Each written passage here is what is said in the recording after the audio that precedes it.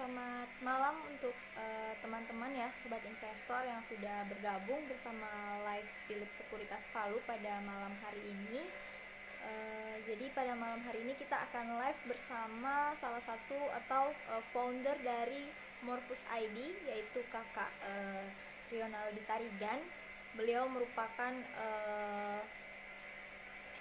salah satu pegawai pajak di wilayah Kalimantan Timur, dan juga Kakak Rionaldi Tarigan ini berasal dari daerah Medan. Sekilas tentang Morfus ya, merupakan layanan finansial. Dia di Instagram menginfokan tentang update-update seputar pasar modal di Indonesia. Jadi mungkin kita coba untuk terhubung dengan Kakak Morfus ID.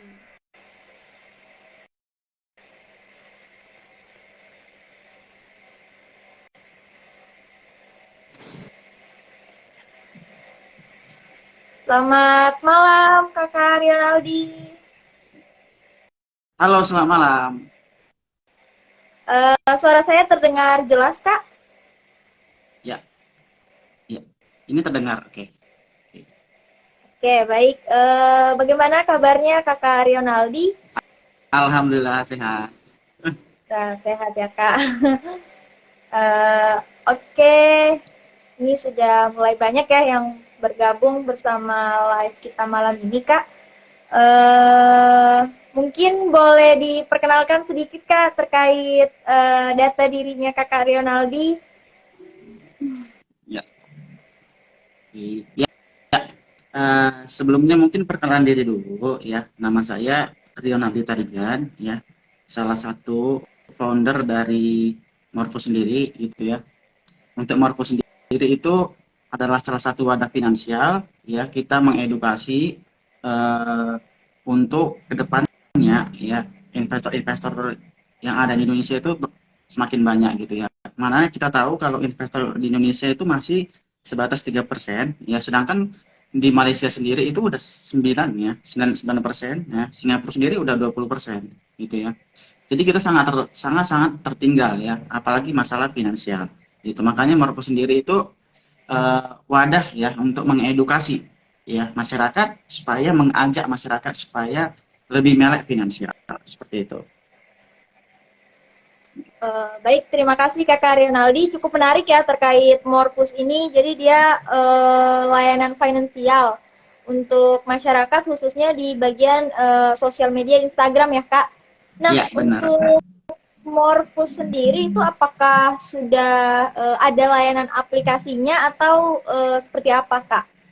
Ya, untuk sejauh ini kita masih belum ya. Sejauh ini kita masih di grup WA dan juga di Telegram saja seperti itu. Oke, Telegram. Baik, mungkin tidak menutup kemungkinan ya Kak, untuk ke depan mungkin bisa ada layanan aplikasinya ya, Kakak Rionaldi. Ya.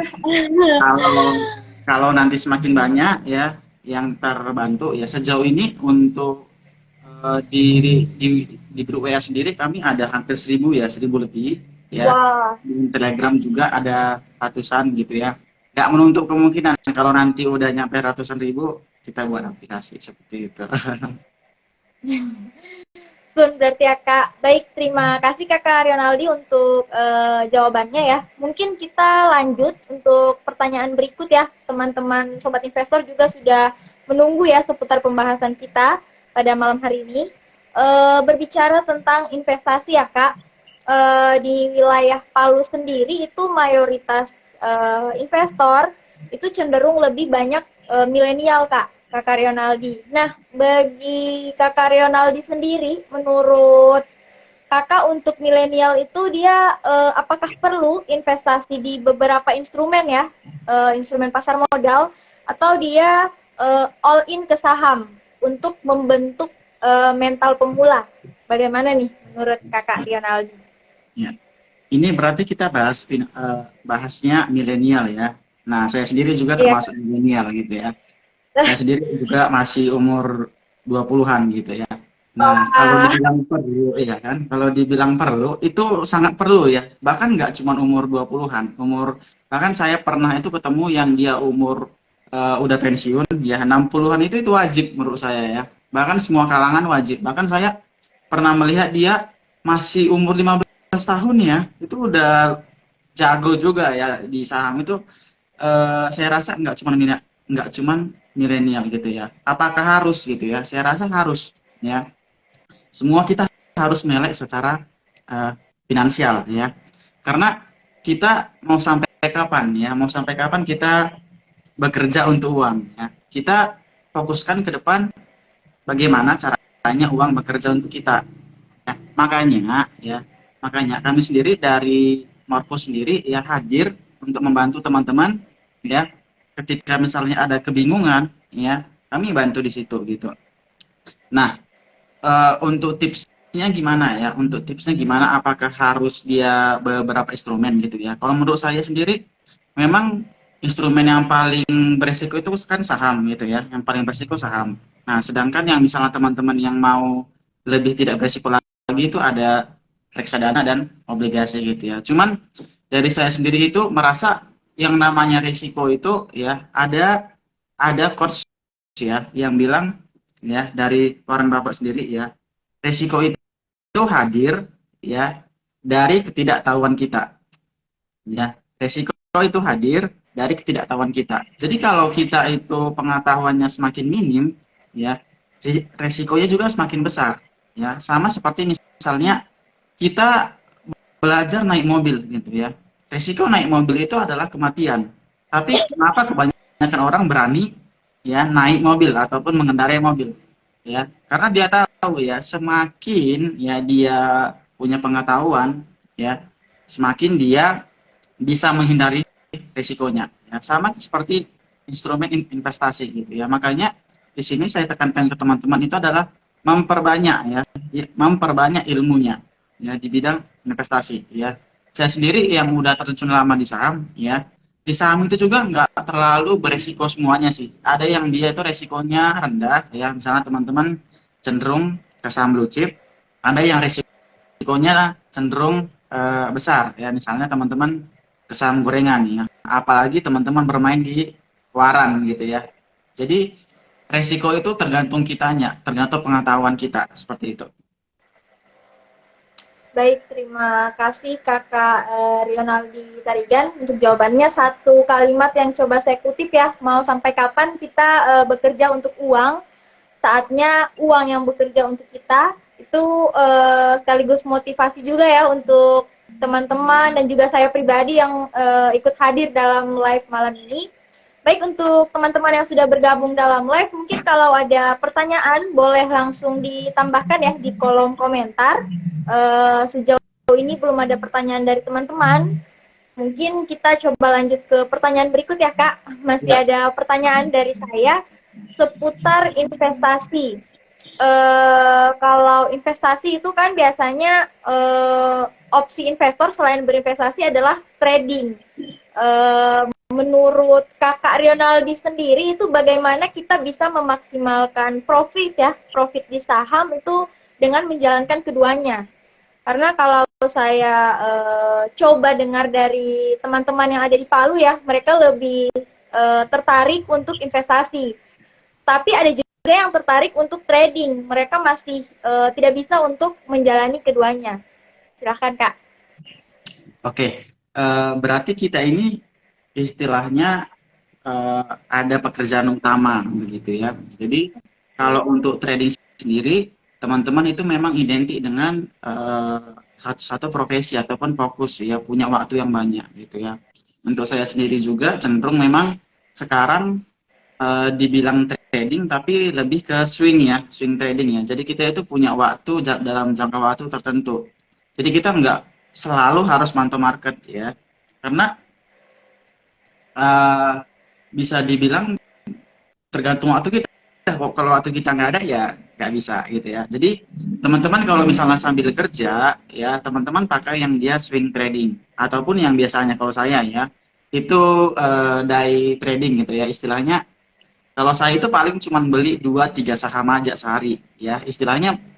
paling saya sempetin waktu itu pas kali open market gitu ya, dan yang pas sekali mau tutup market. Ya, itu mentok-mentok waktu yang pastinya biasanya setiap hari saya sempetin. Jadi pas kali open market dan juga sebelum close market, biasanya 10 menit ya, 10 menit pas kali open market dan juga 30 menit sebelum close market. Karena di saham sendiri itu adalah waktu yang paling rame gitu. Jadi kita itu kalau kalau dari aku sendiri, walaupun ada pekerjaan utama, tetap kita masih bisa sebenarnya trading di pasar modal gitu. Oke, baik. Terima kasih Kakak Rionaldi. Eh, Terkait pertanyaan tadi ya, yang saya kutip mungkin tergantung prioritas. Jadi pastikan teman-teman atur prioritasnya, apakah investasi dan trading juga diatur dengan kebutuhan ya Kak. Baik, Iya, terima kasih. Ini ada pertanyaan ya Kak dari salah satu follower kita, dari Kakak Rifat Fatullah. Selamat malam Kakak. iya. Swing trading itu apa Kak? Oke. Untuk swing trading itu identik dengan yang namanya kita itu membeli saham ya dengan target tertentu. Misalnya targetnya misalnya ya kita beli di harga 100, kita buat targetnya ke harga 110 ya, tapi dalam target yang nggak terlalu tinggi ya, 10% lah sekitaran ini segitu. Nah, kita itu istilahnya menunggu sampai harga yang tadi kita beli harga 100 tadi naik ke harga 110 ya, jadi ada target harganya ya yang kita patok gitu. Ataupun biasanya lebih simpel lagi itu, biasanya kalau untuk swing trading itu yang dia itu trading hanya sebatas 3 sampai 5 hari aja. Seperti itu untuk swing trading. Ada juga swing trading yang dia secara lama ya, yang paling lama itu kalau swing trading itu 3 sampai 6 bulan ya. Itu biasanya mereka mengincar profit 50% lah, 30 sampai 50% gitu. Tapi kalau udah di atas 100% itu biasanya cenderung investasi ataupun beggar gitu. Oke, baik. Terima kasih Kakak Rionaldi. Berarti untuk swing trading sendiri itu dia ada target price-nya ya, Kak? Benar. Eh, Sesuai dengan pembahasan kita, saya ada pertanyaan lagi untuk Kakak Rionaldi. Kalau kita berinvestasi itu kan terkait trading trading plan dan juga money management ya, Kak. Apakah ini berhubungan dengan target price seperti yang tadi Kakak Rionaldi sampaikan? Nah, untuk tipsnya sendiri dari Kakak Rionaldi itu bagaimana untuk membuat trading plan secara umum? Apakah profil risiko itu mempengaruhi, dan juga tips money management saat berinvestasi atau trading, Kak? Ya. Mungkin pertama banget ya, kalau untuk money management ya, pertama banget kalau dari saya sendiri itu kita masuk ke saham mana dulu gitu ya untuk money managementnya. Kalau kita masuk ke saham blue chip, saya rasa money managementnya itu cenderung lebih rendah risikonya, ya kan? Jadi biasanya paling ya kalau ke saham blue chip misalnya ketika turun 3% ya kita udah bisa cut loss ya, paling begitu gitu. Tapi misalnya kalau kita udah mulai ke saham yang gorengan ya, dari saya sendiri ya, itu 2% turun saya langsung cut loss ya istilahnya. Jadi saya disiplin, disiplin banget ya. Apalagi buat teman-teman yang nggak bisa mantau, itu harus pasang tuh ya stop loss istilahnya gitu. Sama teman-teman yang tadi juga kalau misalnya nggak bisa mantau, ya udah teman-teman pasang juga take profit. Biasanya kalau saya nih, saya buka nih ya awal-awal ya jam-jam kalau di saya itu di Kalimantan Timur itu buka market itu jam 10 ya. Berarti saya pas kali udah buka ya, saya kan cuma bisa mantau 10 menit ya. Jadi setelah saya pantau, saya antrikan jual ya, antrikan jual di harga-harga tertentu gitu. Karena saya sendiri nggak bisa mantau pada saat itu juga. Jadi saya langsung antrikan jual, misalnya kalau saya beli di harga 100, saya udah antrikan jual di harga 105, 106 gitu. Nah, untuk teman-teman juga seperti itu ya. Jangan sampai misalnya untuk kita misalnya kita trading, kalau memang nggak bisa mantau, ya teman-teman harus pasang stop loss ataupun take profitnya. Ya minimal banget itu stop loss harus, ya minimal banget stop loss harus. Ya karena saya pernah punya pengalaman ya. Itu awal tahun bukan sorry itu tahun kemarin bulan 3 kalau nggak salah itu pas sekali lagi krisis awal banget perang Rusia Ukraina. Ya, pas kali awal perang Rusia Ukraina itu saya trading nih, ya beritanya masih baru, ya beritanya lagi masih baru. Terus tiba-tiba ISG anjlok, ya ISG anjlok dan juga pas kali saat itu juga ya saya lagi nggak bisa mantau, ya lagi nggak bisa mantau, istilahnya saya udah beli nih, ya nggak bisa mantau, ya karena ada kerjaan tiba-tiba ya jadi saya nggak bisa mantau. Akhirnya apa, kebanting itu ruginya lumayan loh, ya ruginya lumayan, ya itu bikin saya stres 3 hari loh, ya bikin saya stres 3 hari karena di situ memang saya nggak disiplin karena saya pikir uh, ah karena dia apa namanya karena dia udah saya tahu arahnya gitu ya jadi saya cukup pede. Cuman ternyata dalam saham ini ada memang kemungkinan lain, ya yang tiba-tiba ya nanti kita akan alamin. Misalnya kayak yang dari contoh saya kemarin itu tiba-tiba ada perang Rusia Ukraina jadi semua saham tiba-tiba anjlok tiba-tiba gitu ya. Nah makanya dari situ sendiri harus memang kita makin disiplin ya pasang yang namanya stop loss, ya money management kita makin harus kita perkuat seperti itu. Baik, berarti money management itu sangat perlu ya Kak, terutama saat kita mau berinvestasi ataupun trading. Nah, sedikit tadi tentang pengalaman dari Kakak Rionaldi. Kalau boleh tahu nih, Kakak Rionaldi kira-kira sudah berinvestasi di pasar modal itu sejak tahun berapa, Kak? Ya, kalau saya sendiri di pasar modal itu udah dari zaman kuliah ya, dari zaman kuliah. Mungkin pas kali zaman kuliah itu dulu, saya itu masih belajar yang namanya fundamental dulu sih ya, awal-awalnya ya. Awal-awalnya fundamental, terus lama-kelamaan ketika market 2020 itu kan udah lumayan rame ya. Nah, disitulah mulai apa namanya bermain aktif trading. Ya, bermain aktif trading. Tapi awal-awal kenal itu pas kali zaman kuliah, cuman sebatas fundamental, tahu teori-teorinya gitu kan. Beli satu saham, terus nggak pernah dilihat lagi ya. Karena memang masih sebatas perkenalan aja pas kali kuliah. Sampai sejauh ini 2023 ya. Berarti udah hampir 4 tahun lebih. Gitu. Wah, sudah cukup lama ya Kak, Kakak Rionaldi Tarigan. Baik, ini sepertinya ada pertanyaan lagi ya Kak dari sobat investor yang sudah menonton. Untuk teman-teman yang masih bergabung dalam live malam ini, kalau memang masih ada pertanyaan boleh ditambahkan di kolom komentar ya. Ini masih pertanyaan dari Kakak Rifat Fatullah. Dia bertanya sektor dan saham yang bagus di bulan ini Pak. Wah, tertarik ya sepertinya Kakak Rifat. Saya sebenarnya lebih suka bahas yang begini ya, sektor ataupun misalnya ilmu-ilmu sih sebenarnya ya daripada apa ya. Nah jadi sektor-sektor yang menarik itu teman-teman ya untuk tahun ini ya kita kan tahu ya pas kali COVID kemarin itu banyak banget sektor yang terdampak. Yang paling terdampak itu ya yang paling terdampak itu adalah sektor transportasi ya. Transportasi itu paling terdampak ya pas kali COVID kemarin. Ya, jadi sektor yang pertama banget ya yang akan tahun ini yang akan mulai naik lagi itu pasti transportasi.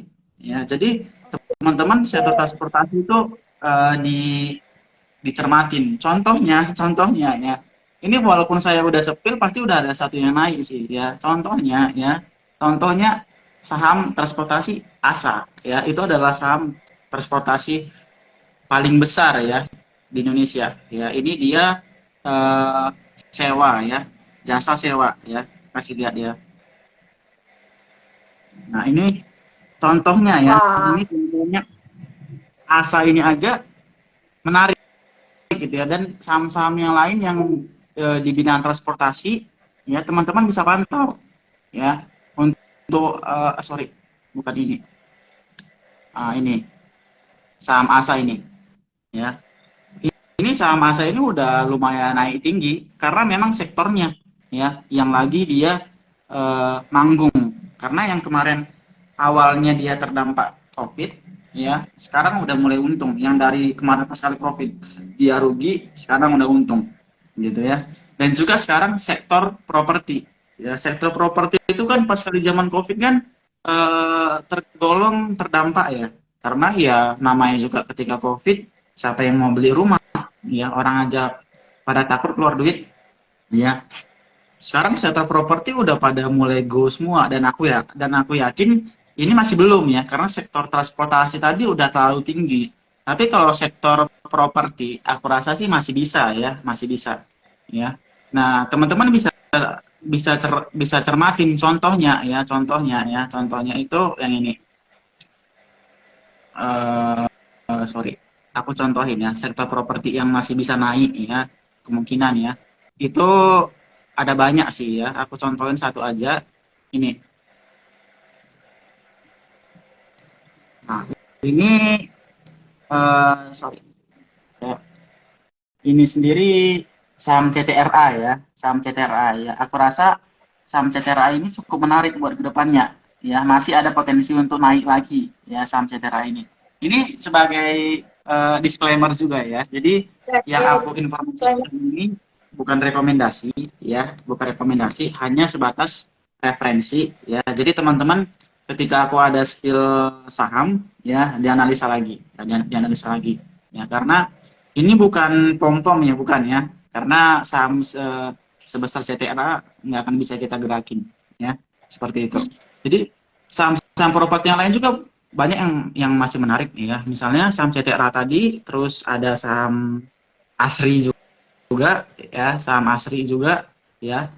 Yang penting saham-saham properti ini naiknya masih belum terlalu banyak ya. Jadi sebelum naiknya semakin banyak, mungkin teman-teman bisa cermatin ya saham-saham properti gitu.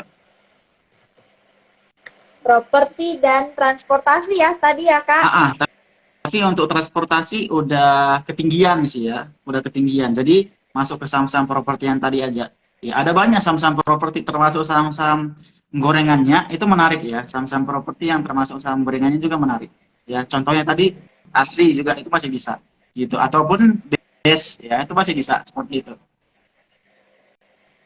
Oke, baik.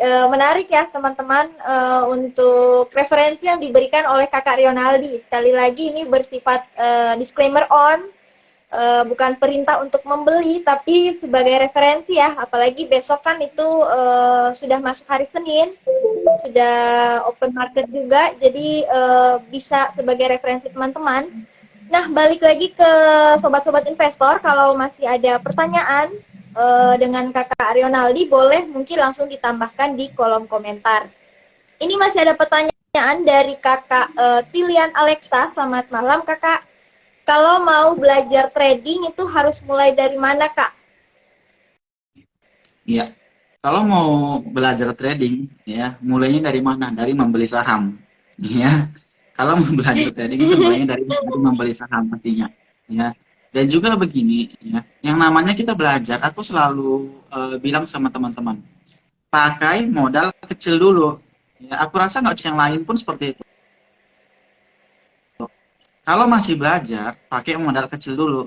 Jangan sampai, ya, nanti udah jago, nggak ada modal lagi, ya, nggak ada modal lagi. Jadi kalau masih belajar, pakai modal kecil dulu, modal besarnya disimpan dulu. Jangan sampai teman-teman pakai modal besar ketika udah jago nggak ada modal lagi gitu. Jadi nggak bisa gerak gitu ya. Jadi dari mana dimulai? Dari membeli saham dan juga pakai modal sekecil mungkin seperti itu. Wah, terima kasih Kakak Rionaldi masukannya. Balik lagi ya teman-teman, money management itu sangat penting ya untuk trading dan juga investasi. Ini selanjutnya masih ada pertanyaan dari Kakak Hafizulaska. Ini untuk swing atau invest? Mungkin terkait referensi tadi yang Kakak sampaikan? Lebih ke swing. Lebih ke swing ya. Oke, baik. Karena Mungkin kita referensinya boleh. ya, karena tadi itu lebih ke swing karena prefer kita memanfaatkan yang namanya momentum, ya, momentumnya aja. Ya, lagi tahun ini lagi cocok gitu aja. Kalau Baik. kita itu Eh, invest, kita itu cenderung ke saham yang memang punya prospek tinggi ke depannya, ya, untuk jangka waktu 2-3 tahun sampai 5 tahun ke depan gitu. Jadi untuk ini tadi karena momentumnya aja sih ya, karena di saat sekarang ini ya properti juga lagi rame-ramenya gitu. Jadi itu cuma manfaatin momentum. Jadi kita masukkan ke swing. baik, untuk referensi tadi lebih ke swing ya untuk Bapak Hafiz. Wah, ini masih ada pertanyaan dari Kakak Rifat Fatullah. Dia beli saham friend di harga 89 itu dan masih nyangkut. Cut loss atau hold, Pak? Oke, oke, ini aku tahu nih. Jadi Friend itu manggung itu kalau nggak salah tahun lalu ya, karena isunya dia merger ya. Aku rasa Friend ini selalu sahamnya begini ya. Dari semua saham telekomunikasi, ini Friend yang mungkin yang paling bawah ya, istilahnya yang paling murah gitu ya. Dulu Friend ini memang cenderung saham yang rame. Tapi Friend ini terlalu tebel ya, terlalu tebel. Istilahnya dia terlalu sering raih isu ya. Jadi dia kalau teman-teman lihat itu bid offer tebel banget untuk friend sendiri ya. Saya lihat juga sekarang. Itu tebel banget. Nah, kalau sekarang ditanya, "Bang, friend gimana?" gitu ya. Aku rasa sih itu nggak menarik lagi buat ke depan, buat sekarang ya. Karena kemarin-kemarin itu kenapa naik ya? Kenapa naik friend? Karena isu dia merger aja ya. Kalau nggak salah tahun lalu itu sama Indosat. Nah, tapi yang namanya juga friend ini, isu dia merger itu udah dari 2017. Jadi isu mergernya itu sengaja untuk menggoreng sahamnya aja. Tapi itu nggak ada. Ya itu nggak ada. Isunya itu cuma istilahnya hoax aja. Supaya harga sahamnya udah naik aja. Tapi setelah itu nggak ada. Ya, cuma sebatas isu. Jadi kalau ditanya friend gimana bang prospeknya ke depan juga gimana gitu ya. Saya lihat dulu ya. Friend ini kalau nggak salah juga rugi juga tahun ini dari fundamentalnya. Ya, Friend ini aja tahun ini rugi gitu ya. Dengan keadaan yang sekarang juga dia rugi. Utangnya juga dia meningkat. Jadi Friend skip aja. Jadi kalau dibilang cut loss aja sih. Masih harus cut loss aja. Karena perusahaannya juga merugi terus. Nah, itu untuk Kakak Rifat Fatullah ya. Sekali lagi itu referensi dari Kakak Rionaldi untuk cut loss saham friend. Tapi balik lagi ke yang punya saham. Selanjutnya Kakak, mungkin ini ada pertanyaan dari Kakak Cak Bun Bun. Di mana bisa melihat sektor yang sedang manggung, Kak? Biar nggak tiap hari nanya. Oke. Sebenarnya begini ya, sebenarnya ya. Untuk sektor itu teman-teman ya, kita sebenarnya melihat dari ekonomi global ya, apa-apa aja yang lagi rame dari global. Cuman misalnya kalau teman-teman ya, aku yakin ada beberapa yang dia udah terbiasa scalping ya, yang dia terbiasa scalping. Nanti teman-teman itu ngerasain ya. Kalau aku sendiri ya, salah satu trik scalping yang aku terapin juga, misalnya ya, saham yang hari ini aku lihat dulu dari top gainers ya. Dia itu misalnya saham yang naik itu saham transportasi misalnya hari ini. Jadi lihat dulu nih responnya dulu karena kita nggak tahu teman-teman. Kadang kita ada yang kita kelewat baca news ya kan. Ternyata misalnya lagi ada news bagus ya di sektor transportasi gitu ya. Tapi kita bisa melihat ternyata di dalam market sendiri ketika lagi ada sektor yang bagus, kita lihat dari top gainersnya. Misalnya saham IMAS, ACC itu lagi manggung misalnya, lagi naik ya. Serentak ya, ada saham itu yang lagi manggung. Itu kan satu sektor ya, sektor mobil ya. Nah, jadi teman-teman pantau sektor mobil yang lain yang belum naik. Nah, seperti itu triknya. Jadi kalau dibilang kita harus mantau tiap hari, ya baca news tiap hari, aku yakin nggak akan bisa dapat news yang pas banget tiap hari nggak bisa. Tapi kita lihat reaksi market pada hari itu juga dari top gainers-nya seperti itu. Oh, menarik sekali ya jawaban dari Kakak Rionaldi ini. Mungkin itu bisa sekalian menambah pengetahuan untuk sobat-sobat investor yang sedang menonton dan juga saya pribadi. Mungkin untuk teman-teman yang sudah bergabung di live malam ini, kalau masih ada pertanyaan boleh langsung ditambahkan di kolom komentar. Sambil menunggu pertanyaan dari teman-teman, mungkin saya masih ada pertanyaan ya Kak. Berhubung tadi kan sebelumnya Kak Rionaldi sempat menyinggung analisa fundamental. Belum afdol rasanya kalau analisa teknikal juga tidak dibahas ya Kak. Jadi untuk investasi dan juga trading itu kan biasanya selalu berkaitan dengan analisa teknikal. Nah, menurut Kakak Rionaldi nih, indikator apa yang perlu untuk dikuasai oleh pemula? Oke, oke. Jadi daripada indikator yang paling dikuasai pemula, ya. Jadi aku jelasin dulu teman-teman ya. Aku sendiri itu pas kali awal-awal belajar, itu aku tahu indikator Ichimoku, tahu cara makainya, Bollinger Band tahu cara makainya, MA tahu cara makainya, FLOP tahu cara makainya. Jadi hampir semua indikator itu aku tahu cara makainya. Cuman semakin kita lama di saham, ya semakin kita lama di saham, ternyata kita akan mendapatkan cara yang makin simpel, ya, cara simpel lah istilahnya. Jadi indikator yang aku pasti yakin, ya, yang pasti dipakai, ya, pemula ataupun pro, ya, yang paling gampang itu indikator volume, itu pasti, ya. Nggak mungkin nggak pakai volume itu pasti, ya, nggak mungkin nggak ada yang nggak mungkin ya itu volume itu harus, nah volume itu harus. Untuk indikator lain mungkin bisa aku hilangkan, tapi volume itu harus ya. Jadi teman-teman ya, ini triknya volume yang mungkin orang belajar volume tapi nggak ke sini ya. Ini trik yang mungkin teman-teman itu harus tahu ya. Ini aja sih ya untuk indikator di teknikal ya. Yang paling penting itu volume yang ini. Lihat ya. Sorry, kelihatan ya. Oke, Ini ya. Ini ada rumusnya ya. Kelihatan rumusnya ya. ya. Jadi nampak ya. Jadi sorry, aku matiin dulu layar bawahnya. Oke, sorry. Oke, ini nampak. Nah, jadi ini teman-teman ya, untuk ilmu volume yang paling harus kita tahu di teknikal ya. Ini. Jadi ketika harga naik ya, volume naik ya, ini rumusnya ini ya. Gimana sih caranya? Eh, supaya makin jelas. Jadi ketika harga naik, volume naik, itu bullish ya. Ketika harga naik, volume naik, itu bullish.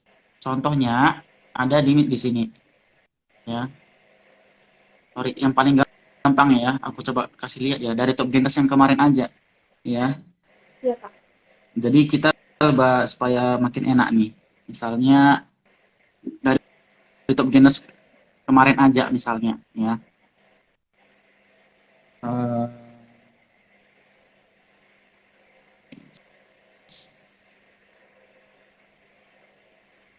Nah, misalnya ini nih ya. Sebentar, sorry. Belum. Kemarin itu untuk ini kan soalnya paling gampang ya. Contohnya. Jadi yang teman-teman harus tahu ini tadi ya rumusnya. Ketika harga naik ya, volume naik, itu akan bullish ya. Sebentar, saya lihat dulu contohnya. Itu dari top gainers ya yang kemarin aja. Nah, oke, sebentar.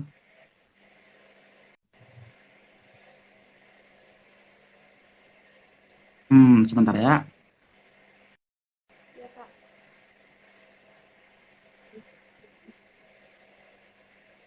Mungkin bisa di screenshot ya teman-teman untuk grafik harga, volume, dan sinyal yang di-share sama kakak Rionaldi. Sebentar ya. Soalnya ada kemarin nemu contoh itu paling enak tuh dibahas ya. Contohnya paling enak dibahas. Aku kemarin sempat bahas di grup sih itu. Iya, Kak. Oh, ini hits. Untuk teman-teman yang sudah bergabung, mungkin kalau ada pertanyaan boleh tambahkan di kolom komentar ya. Ini contohnya ini saham ini. Nah, ini nih. Hits. Ya, ini. Jadi tadi Ya, kan Kak. kalau teman-teman lihat ya, harga naik, volume naik, itu bullish ke depan, naik. Iya. Nah, ini contohnya ya. Harganya yang teman-teman lihat sebelumnya kan kecil-kecil ya. Volumenya udah mulai membesar nih, ya. Ketika volumenya udah mulai membesar di sini, ya, ini, ya, ini yang namanya volume naik, harga naik, ke depan akan bullish, bullish drastis. Ke depan akan naik. Nah, ini contohnya nih, yang terbaru kemarin, gitu. Jadi teman-teman ini penting banget nih, volume ini nih. Nah, itu yang pertama. Yang kedua, harga naik, volume turun, itu bearish. Ini contohnya jarang sih. Ini jarang. Cuman untuk yang bearish aku rasa nggak usah dicari contohnya ya, karena kan kurang penting ya. Jadi kita cari yang dia naik Yang aja. bullish. Nah, jadi teman-teman juga di sini sebagai pelajaran untuk bullish ini adalah istilahnya bull ya. Itu istilahnya paling gampangnya naik lah. Untuk bearish itu turun. Ya, jadi bullish itu identik dengan yang namanya naik, bearish turun, ya. Nah, harganya ya. Nah, terus ini nih. Terus ada nih namanya harga turun, volume turun, ini bullish. Nah, ini poinnya nih. Harga turun, volume turun, ini bullish. Ya, ke depan ataupun besoknya bullish. Ya, contohnya mana Bang? Sebentar ya. Aku ambil dari top gainers kita aja. Misalnya aku lihat dulu ya, dari top gainers kita yang kemarin aja. Ya, ini banyak. Ini dan ini paling aku pakai sih. Aku yakin semua pakai ini. Kalau tahu ya. Ya. Ini paling aku pakai. Jadi kan kelihatan ya. Volume turun. Ini turun ya, kelihatan ya, jelas ya. Volume Iya, Kak. turun. Pakai Besoknya harga sebelum. naik. Iya kan? Jelas ya. Volume turun, besoknya harganya naik. Ya, volume turun, besoknya harganya naik. Ini sampai saat ini selalu dipakai. Aku yakin. Ya, sampai saat ini selalu dipakai. Volume turun, ya, besoknya biasanya harganya naik. Ya, seperti ini. Ini dipakai ya. Jadi yang paling penting itu ada nomor 1 dan juga nomor 3, teman-teman ya. Yang nomor 1 dan juga nomor 3. Jadi eh, yang paling penting, yang paling sering dilihat itu nanti ketika volumenya makin turun, ya, kecenderungan ya nantinya naik, bullish. Contohnya ini. Aku ambil satu contoh lagi ya, dari top gainers yang kemarin aja yang hari Jumat. Itu banyak banget itu contohnya. Nah, ini. Jadi ini top gainers juga kan, yang dia top yang paling banyak naik. Nah, Iya. volume makin turun, besoknya harganya naik kan, kelihatan ini naik kan. Iya, Kak. Nah, jadi kalau dibilang indikator yang yang paling berpengaruh apa untuk pemula, aku rasa volume sih ya. Bahkan pemula sampai pro sampai apapun itu pasti harus pakai itu. Gitu. Itu nggak boleh kelewat volume itu. Untuk indikator yang lain kayak MA, Bollinger atau yang lain itu kan menyesuaikan orangnya kalau mau ditambah. Tapi kalau volume itu pemula pro itu harus. Sama rumus yang tadi yang saya kasih lihat tadi ya, aku aku yakin banyak yang kelupaan, itu juga penting banget ya, jangan sampai kelewat, itu penting banget ya. Bahkan cuman dengan modal itu aja kita bisa trading, dengan modal rumus volume yang itu tadi aja kita bisa trading gitu. Terima kasih ya Kakak Rionaldi, pembahasannya sangat menarik. Tadi yang perlu teman-teman catat dan ingat ya,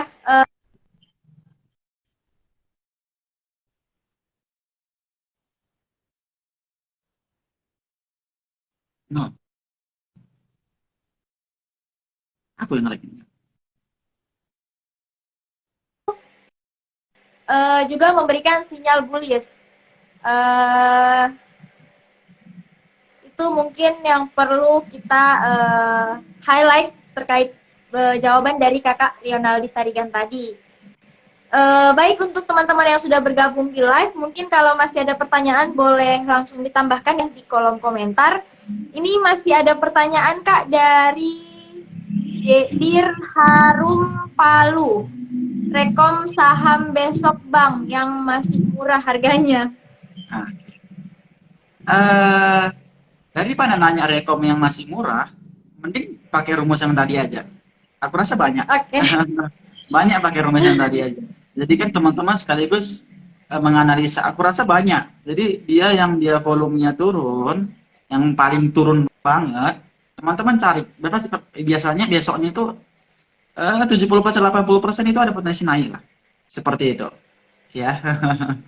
Daripada Oke, nanya baik. tentang Terima kasih Kak Rionaldi Tarigan. Berarti selain untuk pemula juga bisa perhatikan untuk investor lah ya, perhatikan terkait volume. Terutama untuk rumus yang tadi sudah dikasih sama Kakak Rionaldi Tarigan. Oke, ini ada pertanyaan dari Kakak Tilian Alexa ya. Kakak dulu belajar tradingnya otodidak atau apa Kak? Ya, belajar tradingnya itu dulu itu mati-matian istilahnya rugi belajar, terus istilahnya ketika misalnya stres karena rugi belajar gitu. Jadi istilahnya karena kegagalan belajar. Karena kalau kalau aku ya identik ya, kalau kita itu pelajarin orang yang ngajarin, aku kayak belum merasain. Tapi kalau misalnya aku yang gagal di situ, ketika aku belajar lagi itu lebih nyantol, ya, lebih nyantol. Jadi kalau dibilang otodidak itu otodidak, jelas sangat, ya, sangat-sangat otodidak. Justru kalau orang yang ngajarin itu gimana ya, cenderung kalau aku sendiri kayak nggak setuju, kayak kadang ketika orang ngajarin itu logikanya nggak dapat. Kalau aku sendiri bukan tipikal yang dia menghafal, enggak, ya, nggak tipikal menghafal. Jadi kalau di otakku sendiri nggak dapat logikanya, kenapa misalnya ini saham ini naik, kenapa misalnya pakai teknikal misalnya ya, kenapa pakai teknikal ini menarik, kalau nggak dapat logikanya di situ, aku nggak akan masuk ke otakku. Cuman misalnya kayak tadi nih pakai ilmu volume tadi juga, itu bisa pakai logika loh. Misalnya ya kayak yang tadi ya, saya kasih logikanya nih, ya yang tadi ini. Jadi ketika harga naik, volume naik itu bullish, ya. Kenapa ketika harga naik, ya, volume naik itu bullish? Ibaratkan kayak usaha gitu ya. Usahanya volumenya naik besar, ya pasti, dan juga harga sebelumnya naik, ya pastinya ke depan bullish, ya. Yang Ya. pastinya ke depan bullish gitu. Nah, sama seperti ini nih. Ketika harga turun, volume turun, usaha turun ya. Harga turun, volume turun, ya. Kenapa ini bullish, teman-teman? Itu ada yang namanya pullback, ya, istilahnya ketika misalnya saham itu sepi, ya, ketika saham itu sepi, ada bandar baru yang akan memanfaatkan itu, ya.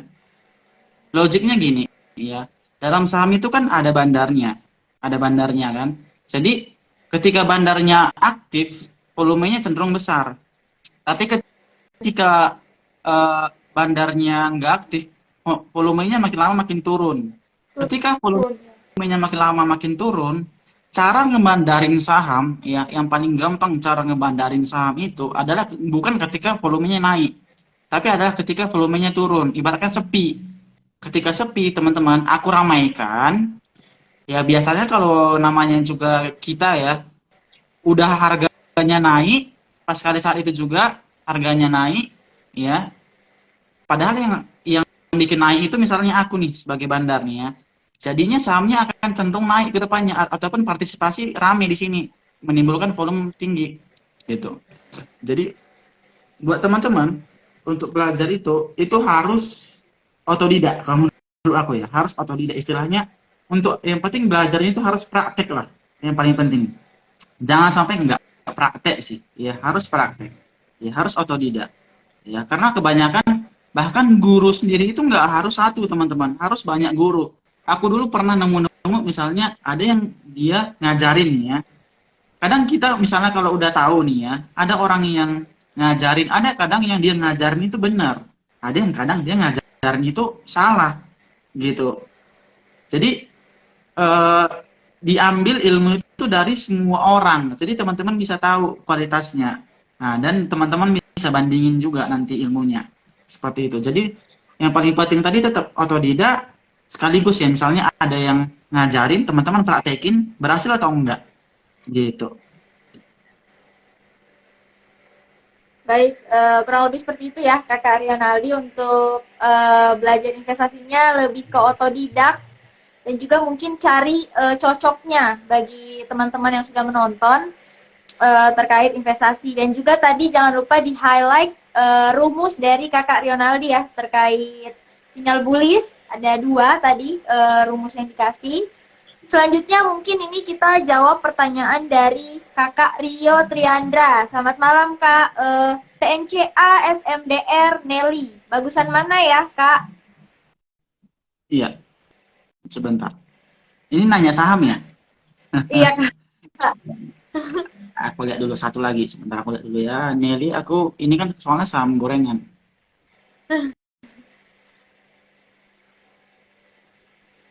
Ini tiga-tiganya ini transportasi ya. Iya Kak. Oke. Oke, aku udah dapat poinnya. Oh, sorry. Jadi sama seperti aku bilang tadi teman-teman ya. Sektor yang dia itu tahun ini manggung itu ya, yang paling penting ya, yang paling penting itu transportasi ya, transportasi sama properti. Yang dia udah naik, yang biasanya udah tinggi itu transportasi, itu udah tinggi biasanya. Sama yang masih bisa masuk itu properti ya. Untuk yang transportasi, tadi pertanyaannya ini atau saham ketiga-tiganya adalah saham transportasi. Nah, tapi untuk transportasi sendiri teman-teman itu terbagi lagi ya. Ada yang dia transportasinya darat sama laut. Biasanya kalau yang laut ini transportasinya mengangkut apa namanya? Pertambangan hasil tambang, misalnya batu bara, sawit gitu. Sedangkan tahun lalu sawit batu bara itu udah manggung. Ya, itu udah manggung. Kita cari yang belum manggung istilahnya. Yaitu adalah transportasi darat. Ya. Nah, tadi misalnya kayak TNCA ya. Kalau TNCA ini kita baca ya. Jadi di bidang apa sih dia? Ya, ternyata TNCA ini di bidang layanan pos ya. Kalau aku searching ya, kalau kita searching Google ya. Jadi ini Iya minimal Kak. harus tahu dulu ini kan saham gorengan ya. Ini kan di bidang pos, ya, transportasi pos, ya. Terus, sorry. Nah, sama juga seperti rumus yang tadi, ya. Contohnya, ya, ini kan, ya, udah, ya. Iya. Jadi kalau dibilang TNCA ini gimana, gitu ya. Kalau dibilang TNCA ini gimana, teman-teman lihat dulu sektornya tadi. Oh, ternyata dia sektor apa namanya? Sektor transportasi, ya pos gitu ya. Nah, ini juga masih belum naik banyak. Kalau tadi misalnya teman-teman di sektor apa namanya yang dia transportasinya laut itu udah naik tahun lalu. Jadi mendingan yang transportasi darat aja yang belum naik gitu ya. Misalnya kayak ini nih, ya. Ini menarik teman-teman. Loh, kenapa ini menarik, Bang? Ya. Pakai indikator apa? Tetap yang kalau aku bilang ya, volume is the best gitu ya. Ini teman-teman pakai indikator ini ya, pakai ini kan volumenya kan cenderung naik ya dari sebelum-sebelumnya ya. Baik. Sebelumnya kan kecil-kecil ya. Berarti rumus yang pertama ini tadi. Jadi ini kalau ditanya TNCA gimana ke depan, aku rasa teman-teman udah tahu jawabannya sendiri. Begitu, gitu ya. Jadi sesimpel itu aja teman-teman, sesimpel itu aja. Ya, sesimpel itu aja. Gimana TNCA ke depan? Ya, saya bilang menarik ya, dengan alasan itu tadi. Kalau saham-saham yang tadi, yang lainnya tadi, kalau aku lihat seperti apa tadi, yang namanya Nelly. SMDR sama Nelly itu cenderung transportasi laut. Nah, itu aku kurang menarik karena udah naik tahun lalu ya. Kita cari yang masih baru naik aja. Jadi TNC aku rasa cocok. Apalagi didukung sama indikator teknikal yang tadi kita bahas. Seperti itu. Wah, menarik sekali ya referensi dari Kakak Rionaldi.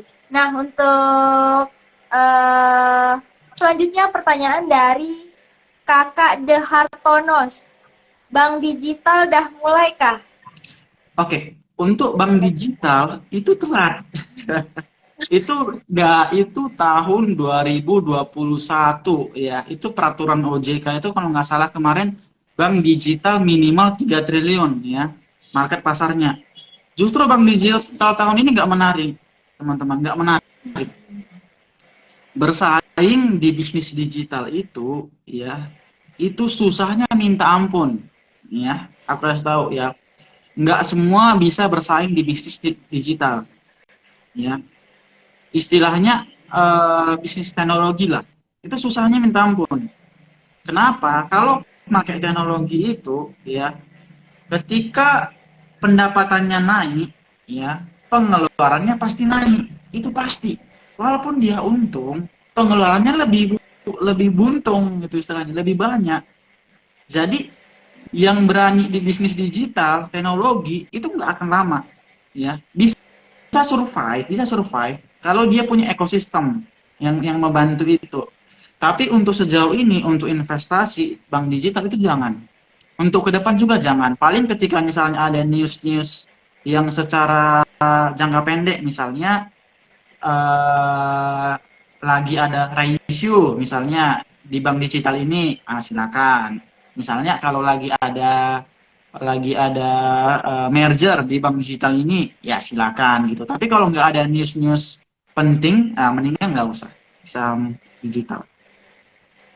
Seperti itu. Oke, baik. Terima kasih Kakak Rionaldi. Mungkin itu ya jawaban untuk Kakak De Hartonos tentang sektor bank digital.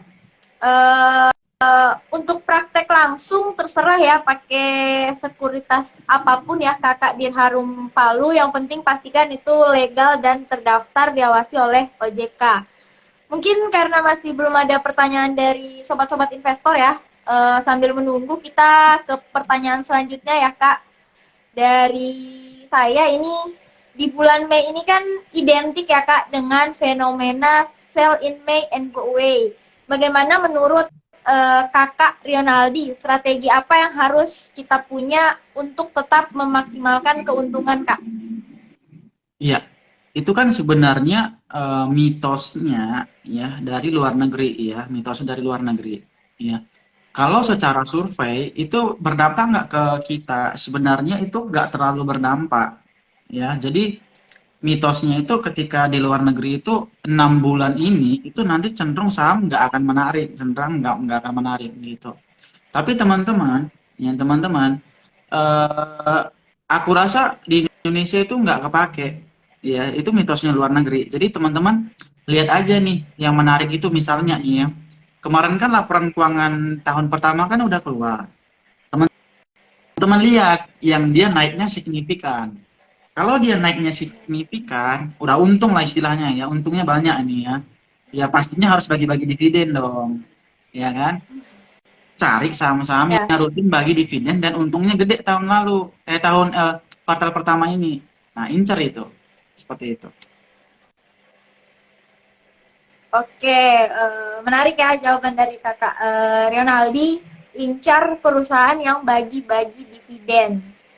Untuk teman-teman yang sudah bergabung ya, mungkin kalau masih ada pertanyaan boleh dimasukkan di kolom komentar.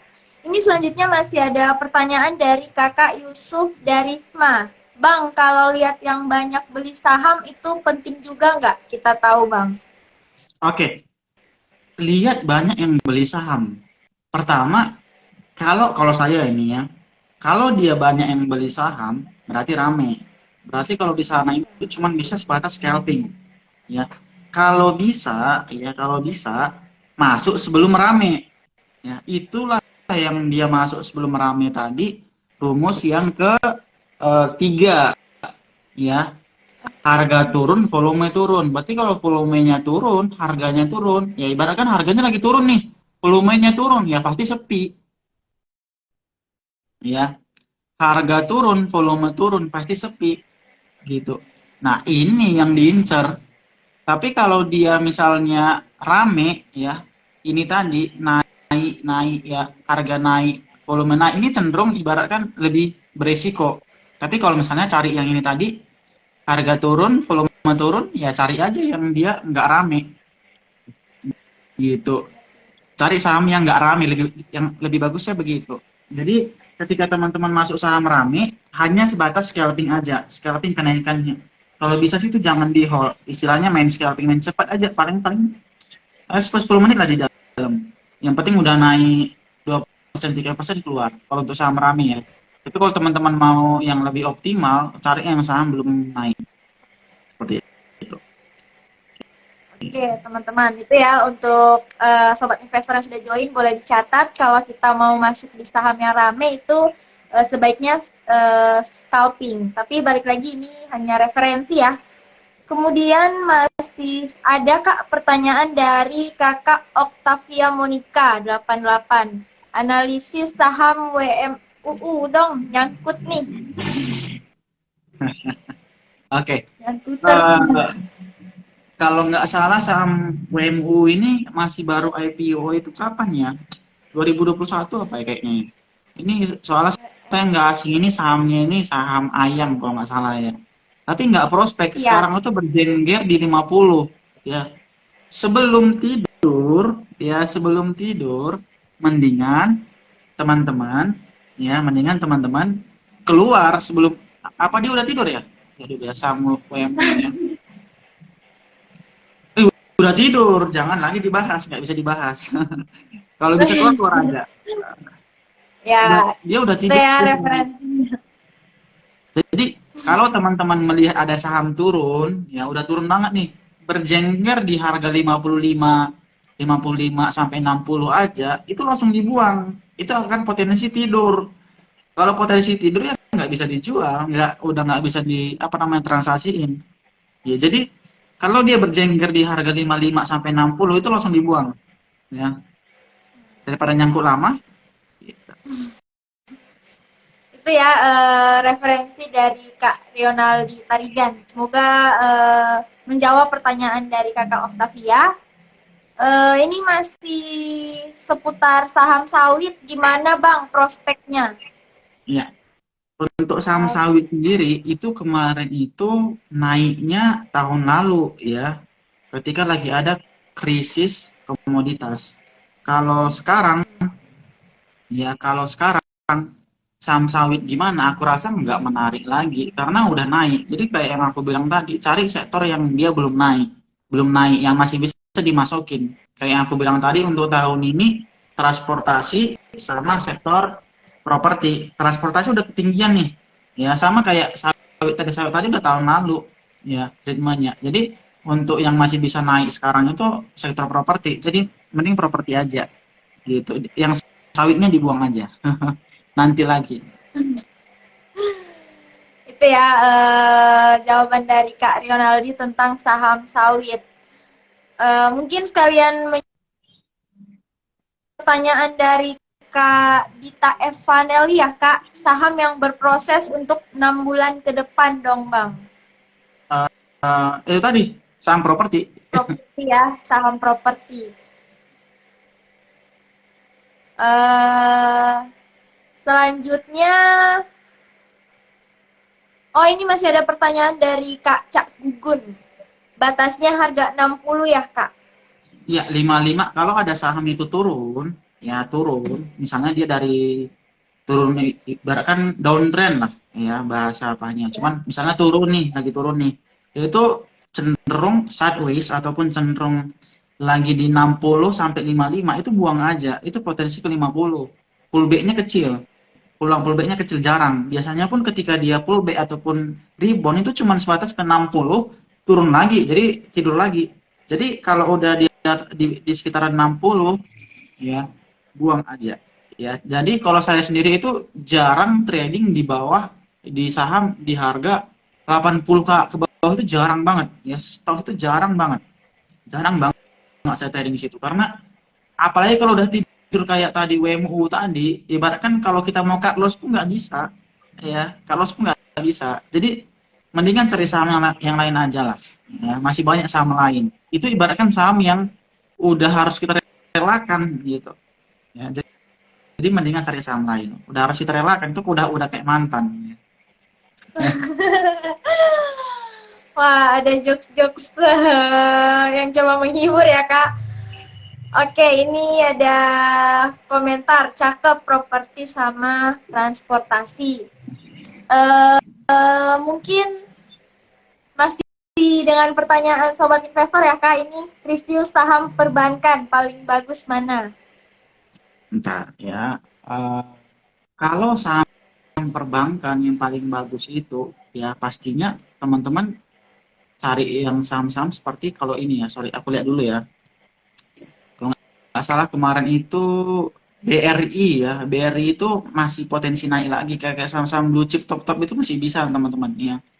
Sama BTN ya. BBTN ya. BBTN juga itu kan Ya, masih belum naik ya. BBTN ya. Kita hubungin ke properti ya. Ketika banyak yang beli properti, ya pasti nggak semuanya cash, ada yang kredit. Nah, lembaga kreditnya yang biasanya itu banyak orang incar untuk beli properti itu adalah BTN. Nah, BTN ini masih belum naik nih, ya. BTN belum naik. Jadi mendingan masuk BTN oke lah. BTN oke. Tapi kalau misalnya kayak BRI, BC yang lain juga masih oke. Cuman sekarang yang masih belum naik itu BTN. Karena kalau kita hubungkan ke tadi properti, BTN masuk.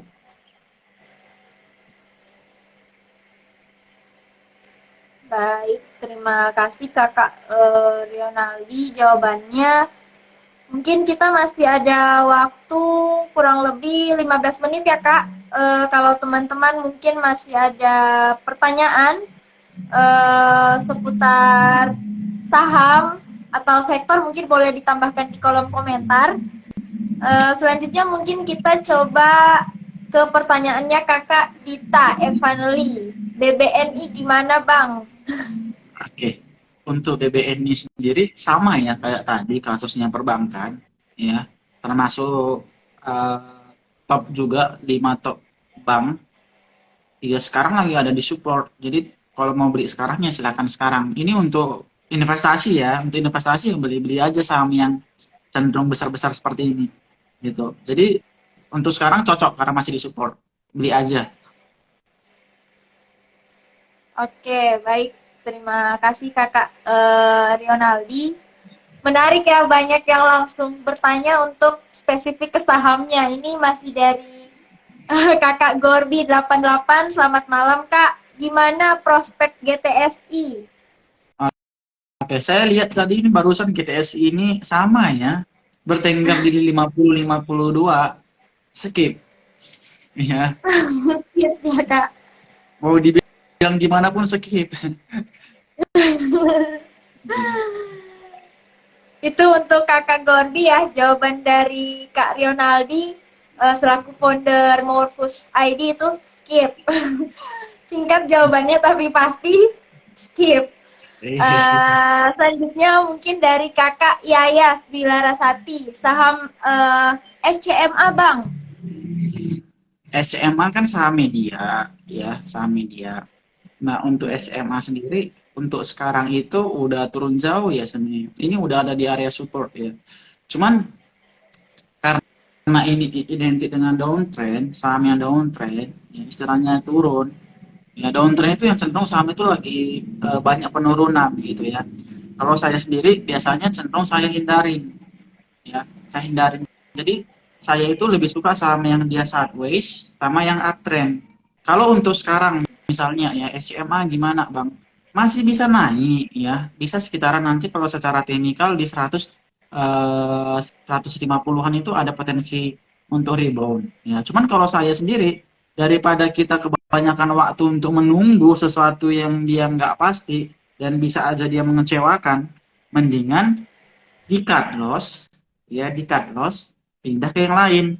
Sama kayak kita misalnya ada pacar nih, ya kita nggak nyaman sama dia, ya daripada kita, apa namanya menunggu dia berubah, mendingan di cut loss cari pacar baru. Ya sama seperti ini. Nah, Cari yang lebih prospek lagi saham-saham yang lebih prospek seperti itu. nah itu semoga menjawab ya, cari saham-saham yang berprospek. Eh, Mungkin masih ada pertanyaan lagi ya Kak dari beberapa sobat investor yang sudah menonton, spesifik saham di transportasi Pak. Tadi disebut tadi apa tadi ya? Yang tadi kita bahas tadi yang dia masih menarik. Tadi kan untuk ini kan ada yang nanya ASA juga ya. Ya, ada yang nanya ASA Iya, juga ya. ASA itu kan transportasi yang saya sebut tadi, bahkan dia nomor satunya. Dan dia udah naik tinggi, takutnya teman-teman takut sama dia yang udah naik tinggi. Tadi yang belum naik tinggi tadi ada TNCA sih. TNCA ya. Nah, itu masih Sudah belum disebut. naik tinggi gitu. Tadi memang ASA memang menarik karena transportasi ya. ASA itu transportasi yang saya sebut tadi, cuman takutnya karena udah naik tinggi, resikonya lebih besar. Cuman tadi transportasinya ya, nah lebih bagus ke sana gitu. Asal masih masih boleh, cuman tadi yang masih belum terlalu naik tinggi, yang masih bisa naik lagi. Contohnya kayak TNCA gitu. Oke, baik. Itu terkait ASA ya. Untuk spesifik saham tadi sudah terjawab. Boleh dipantau untuk TNCA. Selanjutnya mungkin pertanyaan dari saya ya Kak. Untuk saat ini kan Kakak Rionaldi ini cukup terkenal dan juga familiar ya di dunia investasi, kurang lebih sudah 5 tahun. Apakah ada tips dan trik khusus untuk membangun optimisme Kak berinvestasi di pasar modal, khususnya saham ya, untuk kalangan seperti mahasiswa dan juga mungkin bagi para ASN? Oke, untuk tipsnya membangun apa ini istilahnya yang namanya investasi kita di instrumen saham ini, yang terpenting itu bukan profitnya teman-teman, tapi ilmunya. Ya, jadi semakin tinggi ilmu kita, profitnya akan ngikut. Sama seperti aku bilang tadi, memang di saham ini beresiko. Tapi Warren Buffett pernah bilang, ya, resiko itu akan semakin besar seiring ketidaktahuan kamu. Semakin kamu nggak tahu, ya semakin resikonya tinggi. Ya, jadi gimana? Ya, jadi gimana? Ya, perbanyak teman-teman, perbanyak dulu apa namanya pengetahuannya di bidang investasi. Ya, ataupun teman-teman tetap ya tiap hari harus belajar misalnya saham, reksadana bedanya apa gitu. Pelajarin semuanya. Kalau saya dulu pas kali zaman-zamannya mahasiswa ya itu pasti 12 jam sehari mantau saham. Saya kasih tahu zaman-zaman saya mahasiswa itu 12 jam sehari. Saya itu menganalisis 10 top gainers itu setiap hari. 10 top gainers setiap hari. Jadi 12 jam itu saya makan itu untuk analisis saham dulu. Ya, kemakan. Ya. Tapi sampai kesini makin kesini semakin kesini makin kesini. Jadi makin pas kali udah kerja, ya jadi enak aja. Enggak dalam posisi yang kayak itu tadi terlalu banyak coretan gitu ya, terlalu banyak misalnya eh, apa namanya simulasi simulasi yang aneh-aneh lah. Istilahnya udah terbentuk lah feelingnya udah terbentuk. Jadi kayak sebatas udah lihat aja gitu. Sama seperti misalnya kita punya orang tua, jadi dia cuman sedikit gini aja, kita udah tahu itu marah. Berarti kita udah tahu mau kemana gitu istilahnya. Jadi yang penting perbanyak ilmunya dulu aja. Nanti instingnya di saham itu pasti aku yakin makin apa namanya mateng gitu. Ilmunya paling penting. Itu ya, ilmu yang paling penting. Masih tersisa berapa menit dan juga masih ada pertanyaan Kak dari salah satu sobat investor yaitu Goto gimana? Oke. Goto ini teman-teman ya aku kasih tahu. Sebelum dia lahir ke bursa pun ya aku udah nggak suka. Ya. Kayak yang aku bilang tadi teman-teman ya. Goto ini itu emiten digital ya. Emiten digital. Kalau digital sama ataupun teknologi teman-teman susah bersaing di situ ya. Pasti ya lihat aja laporan keuangannya Goto, lihat aja. Untungnya naik, betul untungnya naik ya. Tapi pengeluarannya juga naik. Ya sama aja rugi gitu. Tahu ya maksudnya ya. Untungnya naik, betul, untungnya naik. ya. Tapi pengeluarannya juga naik, sama aja rugi. Ya, jadi kalau ditanya Goto gimana, dia itu istilahnya ke depan nggak menarik, mending ke saham yang lain. Ya, memang aku pernah mikir, ah ke depan pasti sektor teknologi pasti oke nih. Oh ternyata nggak semua bisa survive karena persaingan ketat banget itu ada di teknologi. Contoh aja nih ya, untuk HP aja teman-teman lihat aja, bersaingnya luar biasa ngerinya loh. Harus dia keluarin series HP terbaru terus ya. Itu ngeri Ya. betul persaingannya. Sama kayak teknologi ya. Misalnya kayak Goto ya. Ada lagi yang lain, banyak nih yang lain sudah ada. Lazada ya. Misalnya kalau untuk transportasi ada lagi Maxim yang terbaru. Ada lagi yang muncul ya. Semua itu persaingannya ketat gitu. Jadi kebanyakan kalau perusahaan teknologi itu ya, termasuk Goto, itu bakar duit. Kebanyakan begitu. Ya, untung misalnya ya angka kecilnya 1 juta, pengeluarannya udah 1.300.000, 1.400.000. Jadi sama-sama rugi, rugi terus nanti. Jadi cari aja saham yang lain. Jangan saham seperti itu. Jangan saham teknologi istilahnya. Itu ya referensi dari Kakak Rionaldi terkait saham Goto. Kalau boleh mungkin melirik atau pantau saham lain. Nah, mungkin dari saya pertanyaan terakhir ya Kak terkait saham RAM yang baru IPO beberapa hari yang lalu. Apakah itu masih cukup menarik untuk masuk Kak atau mungkin sudah harganya sudah terlalu tinggi Kak?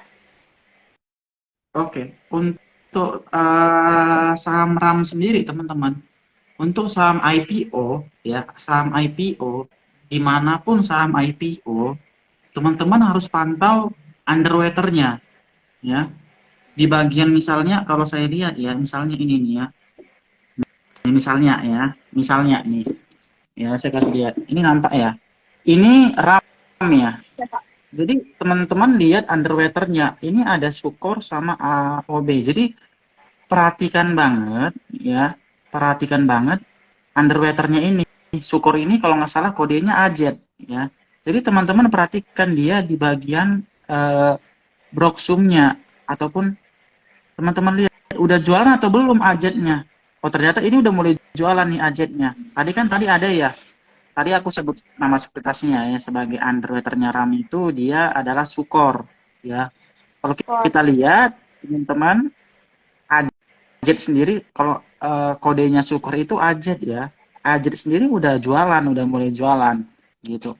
Kalau ditanya ya gimana ke depannya ya untuk RAM sendiri akan ada kocokan pastinya karena underwater ini sama seperti gini teman-teman. Ada satu perusahaan nih ya. Aku misalnya punya perusahaan RAM ya. Ada kan aku misalnya punya kalau di sini pengendalinya punya 84% ya, 84% ya. Dia masuk lewat Sukor. Jadi nanti ketika dia pengen jualan itu lewat Sukor. Nah, di sini teman-teman lihat, ternyata dia udah mulai jualan nih Jumat lalu. Ya, udah mulai jualan pelan-pelan ya. Ke depannya pasti nggak menarik, hati-hati. Yang penting kalau underwaternya itu udah mulai jualan, ya hindarin ya. Kocokannya nanti ngeri. Jangan sampai kebanting di situ.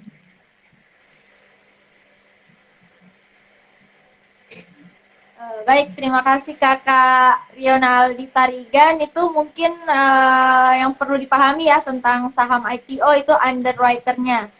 Perhatikan underwriter-nya apakah dia sudah mulai jualan atau belum. Baik, ini ya masih ada komentar ya dari Bapak Gianto. Mantap penjelasannya mudah dipahami. Sekali lagi teman-teman, terima kasih. Kita berterima kasih ya untuk Kakak Rionaldi Tarigan. Mungkin pertanyaan tentang saham RAM tadi itu juga sudah cukup untuk live kita malam ini. Sudah 1 jam lebih Kakak Rionaldi Tarigan ini sharing ya, baik itu seputar informasi, tips, rekomendasi sektor. Mungkin tadi teman-teman yang sudah ikut dari awal itu boleh dicatat ya terkait sektor transportasi dan juga properti.